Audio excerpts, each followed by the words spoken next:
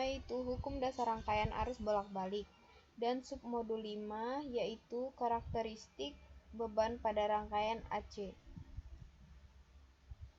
Adapun pengertian dari rangkaian listrik arus bolak-balik itu sendiri adalah arus bolak-balik adalah arus yang amplitudo pada polaritasnya berubah terhadap waktu. Perubahan terhadap waktu tersebut bisa secara teratur maupun secara tidak teratur. Bentuk gelombang dari listrik arus bolak-balik biasanya berbentuk gelombang sinusoida, karena ini yang memungkinkan pengaliran energi yang paling efisien.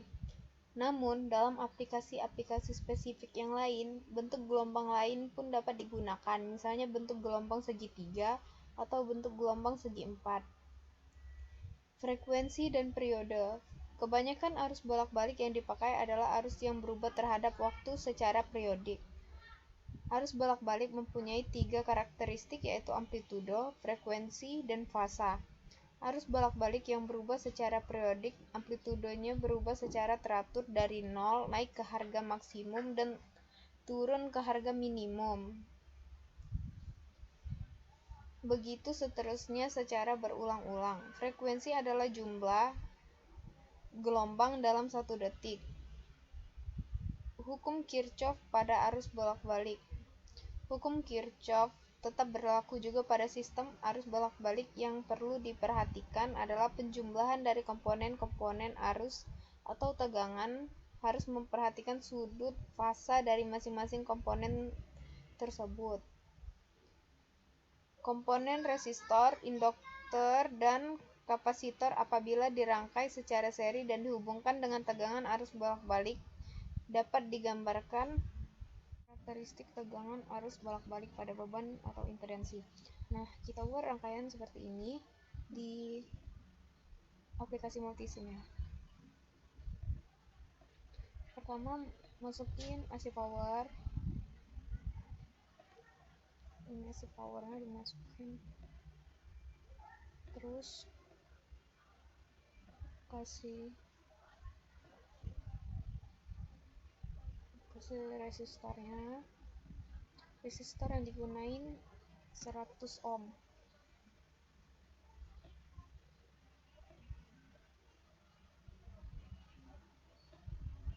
Terus masukin induktornya. Induktor yang digunakan 2,5 mH.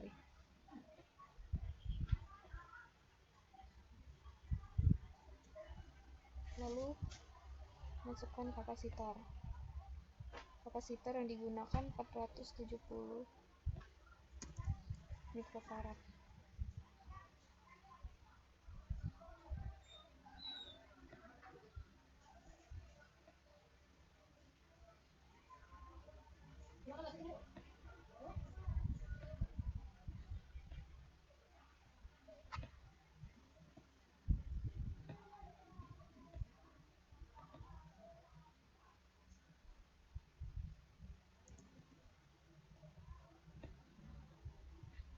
Hubungkan antar komponen.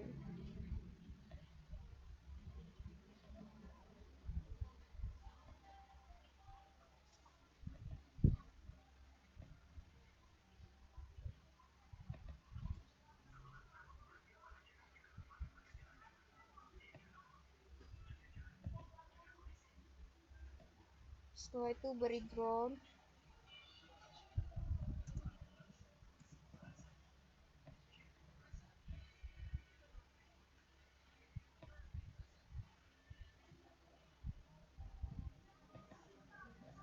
Setelah itu masukkan multimeter sebanyak 4 buah. Satu untuk mengukur arus dan 3 untuk mengukur tegangan pada R, L, dan C.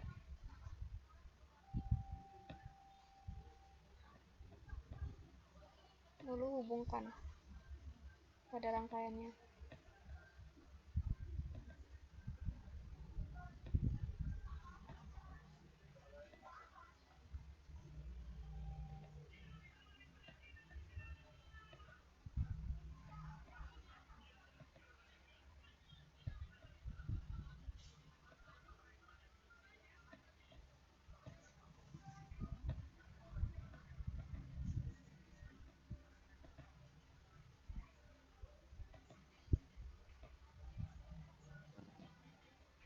Setelah semuanya jadi, jangan lupa untuk mengubah arus ini mencari arus pada sinusoida. Ini mencari tegangan sinusoida. Ini mencari tegangan sinusoida. Ini mencari tegangan sinusoida. Setelah semuanya jadi, langsung aja di play.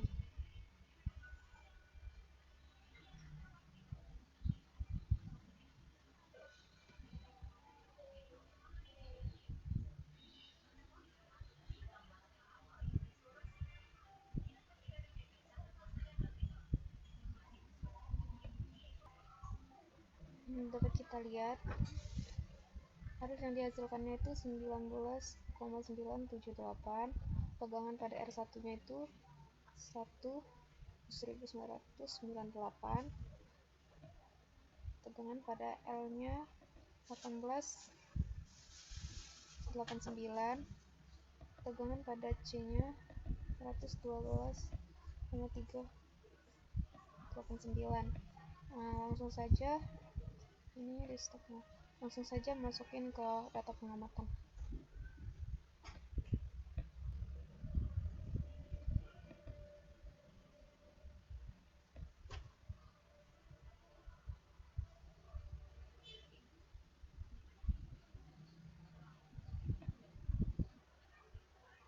Tadi si sumbernya 2,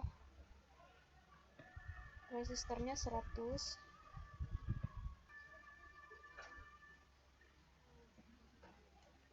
L-nya tadi 2,5 mH, induktornya tadi 470 mikrofarad. Arus yang dihasilkannya tadi sebesar 19,978. Untuk VR-nya itu 1,998. Untuk VL-nya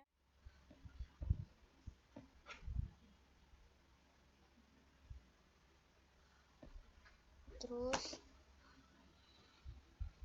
masukin induktor yang digunain masih sama, yaitu 2,5 mH. Terus masukin resistor yang digunakan masih sama, yaitu 100 ohm. Terus masukin kapasitor yang digunakan masih sama, yaitu 470 mikrofarad.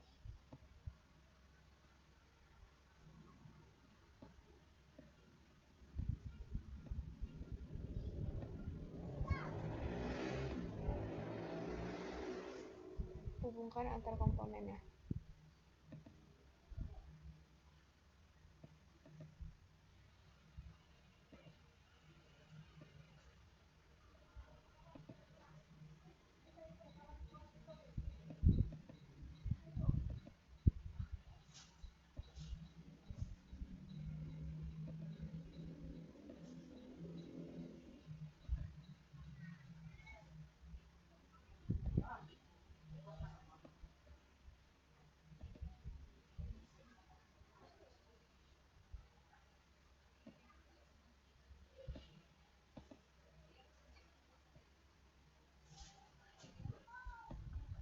Terus tambahin ground.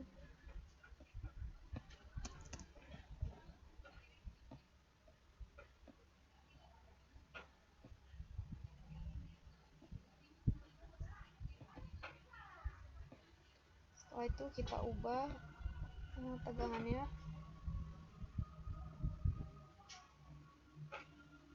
menjadi 2.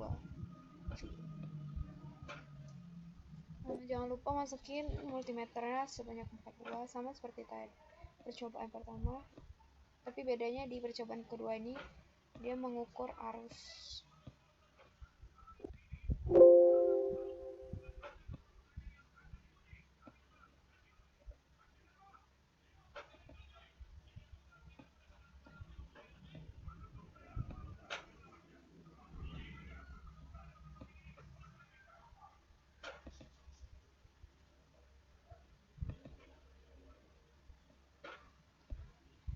dihubungkan ke rangkaiannya.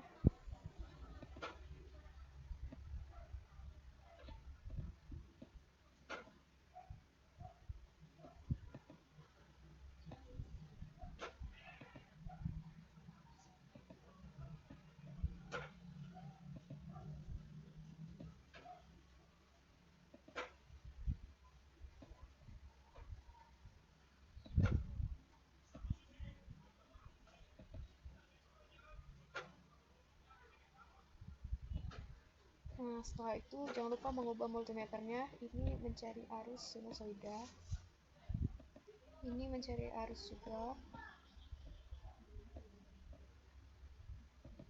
ini juga mencari arus, mencari arus sinusoida.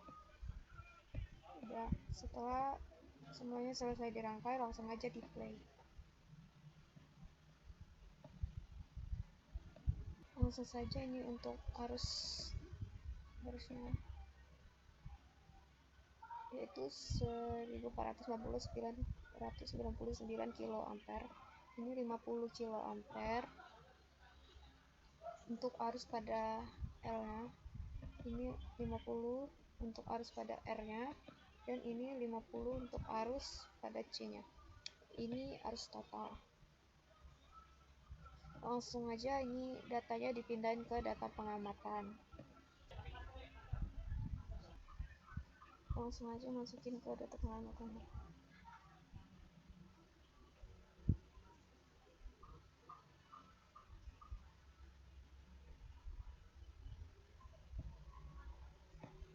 Tapi sumbernya tadi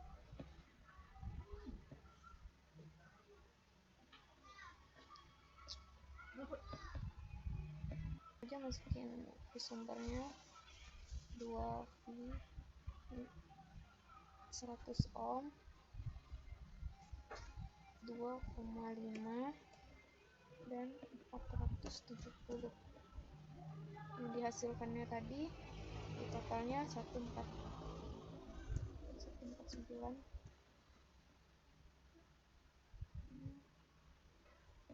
Ininya 50, ininya 50, dan ininya 5.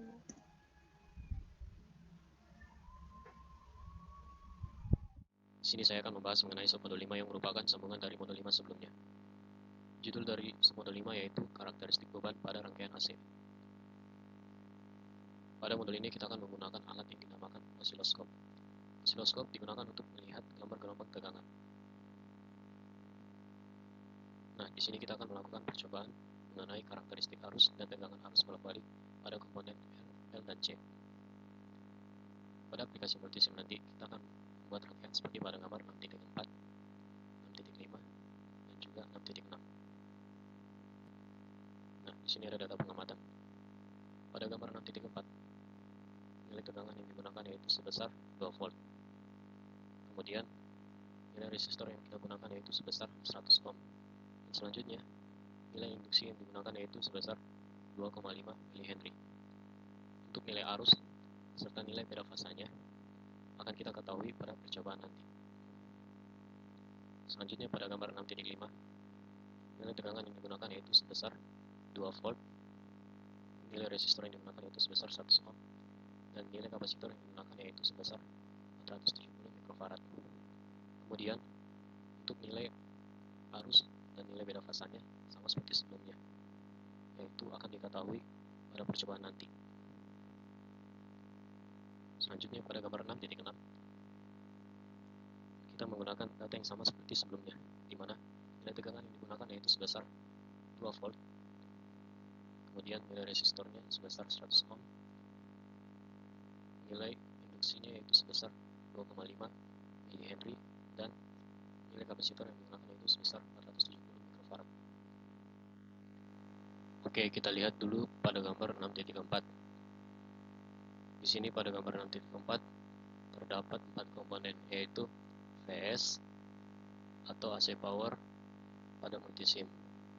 Di sini ada A atau ampere, di sini ada R atau resistor, dan juga di sini ada L atau induksi. Semuanya ini dipasangkan secara seri. Oke, kita lanjut ke aplikasi multisimnya.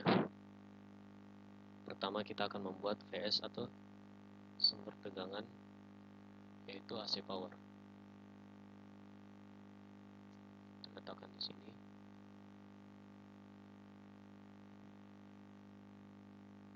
Kemudian ada resistor, juga ada induktor.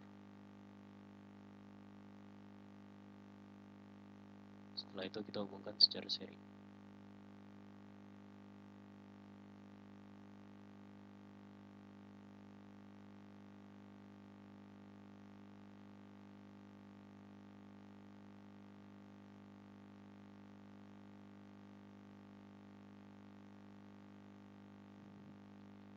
Jangan lupa tambahkan groundnya. Jika tidak ada ground, maka rangkaiannya tidak dapat berjalan. Oke, kemudian di sini ada multimeter.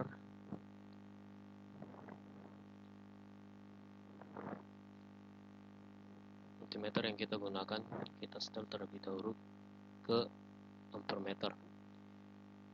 Atau kita juga bisa menggunakan phase current probe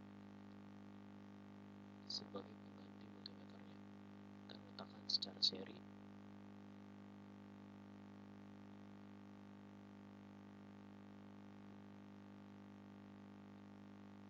Nah, pada praktikum ini kita akan menggunakan alat yang dinamakan osiloskop. Ini dia. Kita letakkan di sini.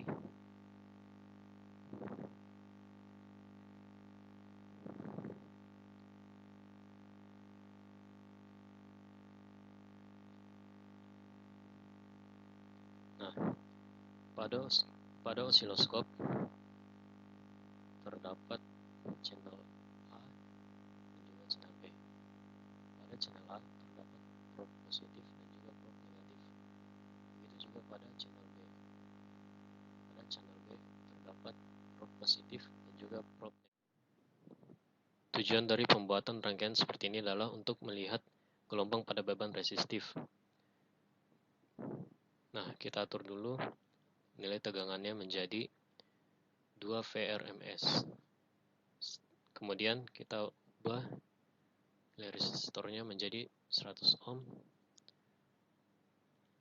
Setelah itu nilai induktornya kita ubah menjadi 2,5 mH. Nah, untuk menggunakan osiloskop kita juga harus menggunakan yang namanya klimeter, di mana klimeter adalah alat untuk menunjukkan gelombang arus.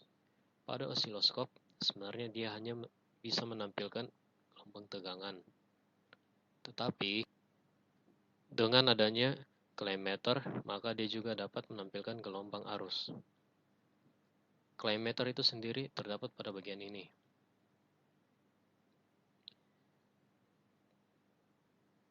Kemudian kita taruh klimeter tersebut di samping multimeter. Nah, setelah kita memasang klimeter, kita hubungkan probe positif yang ada di channel A secara langsung ke klimeternya.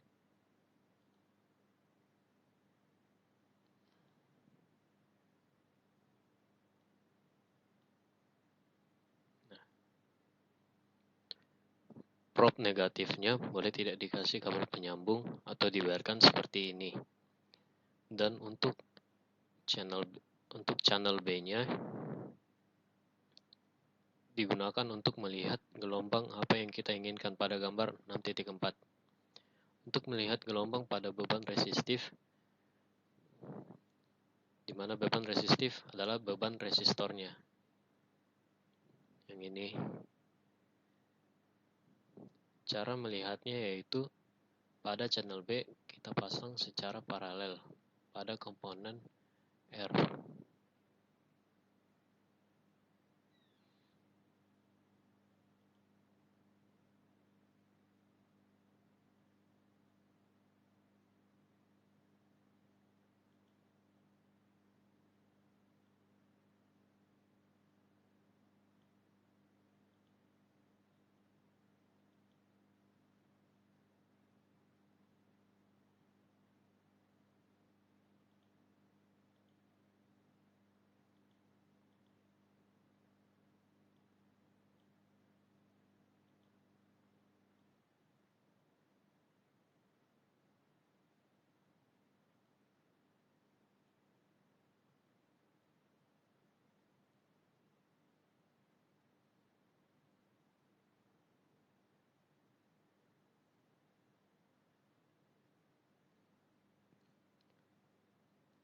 Sebelum di running, kita ubah terlebih dahulu warna kabel probe-nya agar lebih mudah dalam membedakan gelombangnya nanti. Nah, kita ubah kabel probe-nya yang ini jadi warna biru.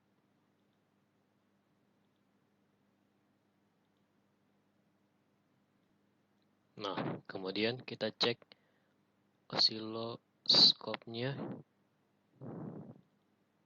Nah, sini kita bisa lihat di bawah sini ada AC 0 dan DC.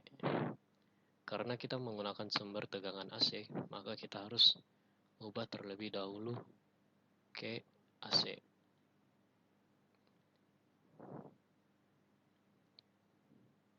Agar gelombangnya maksimal keluarnya. Oke, setelah semua terpasang seperti ini, kita dapat menekan tombol running.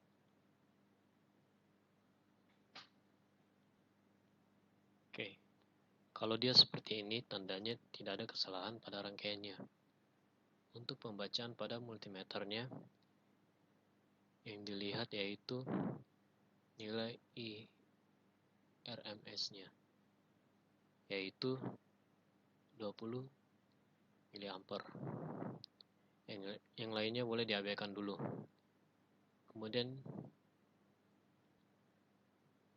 Kemudian kita lihat pada osiloskopnya apakah benar gelombang pada beban resistifnya.